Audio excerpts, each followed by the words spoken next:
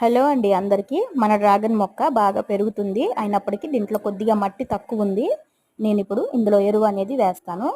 చూడండి ఎంత బాగుందో.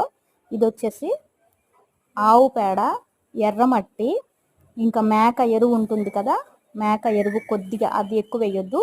మేక ఎరువు కొద్దిగా, ఆవు పేడ, ఎర్రమట్టి, తర్వాత మనము గార్డెన్ మొత్తం తుడిచేసి చెత్త అయితే కాల్చేస్తాం కదండి, మంట పెట్టేస్తాం కదా, ఆ చెత్త కాలిపోయిన తర్వాత బూడిదలాగా వస్తుంది కదా, కొంచెం బూడిద ఇసుకలాగా, అది కూడా ఈ మట్టిలో కలిపేసి ఇవన్నీ బాగా కలిపేసుకొని ఇలా మొక్క మొదల్లో నిండుగా వేసుకోవాలి.